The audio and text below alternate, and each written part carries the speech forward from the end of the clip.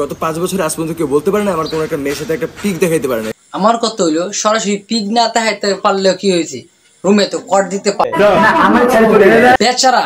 ডিভোর্সের পরেও ধরা খাইছে, এটা কি মানা যা? তুমি 2 দিন পর পর ধরা খাও। আপা, এটাকে আমরা আঞ্চলিক ভাষা কট বলি। কট বুঝেন? কট বলি যে কট মট একটা হলো। আরে ওই যে রুমের মধ্যে একটা মায়ের খাওয়ার ভিডিও আছে না, ওইটা আর কি, ওইটা।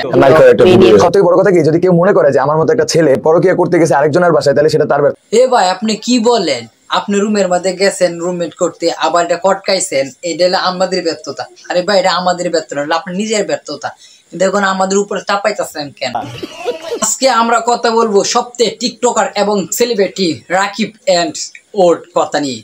তো ওর কথা এবং আখির কথা এবং তার বউয়ের কথা নিয়ে কথা বলবো। তো এই বিষয়ে আজকে কথা হবে। আচ্ছা, সব বাদ, এখন বলি রাকিব কি টি-শার্ট পরে একবার নাচানাচি করতেছে। ভিডিও পিছে নেওয়া যাবে না, লুচ্চার দল একটা ভিডিওর দিক দেখাস নাই, তাকে রসস তার নতুন ভাবির দিকে।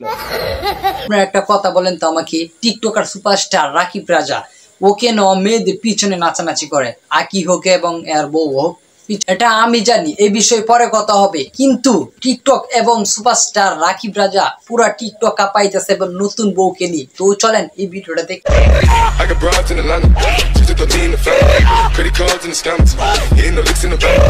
আমি যেহেতু আমার জীবনটাকে নতুন করে সাজাই নিয়েছি, সেখানে আপনারা অনেক উল্টাপাল্টা কথা বল। কেন রে ভাই, আপনারা ওরা কি এত জ্বালাইতেছেন কেন? আপনি কি চান উনি কি আমাদের মতো দেবদাস হয়ে থাকতো?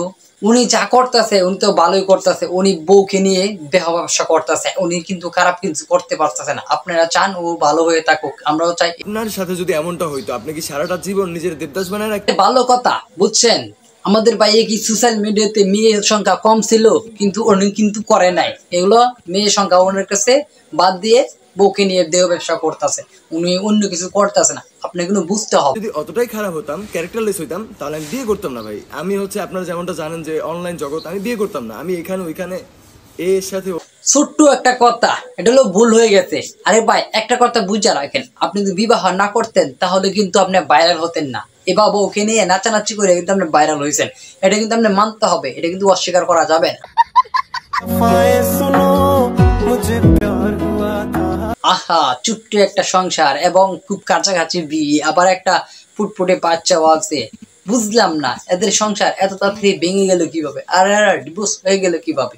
একটা জিনিস কোনোভাবে বুঝতাম পারতাম। এই অগোছালো জীবনটাকে সে যে এত তাড়াতাড়ি নিজের মতো করে গুছিয়ে নেবে, তা সত্য কথা কখনো আমি ভাবতে পারি।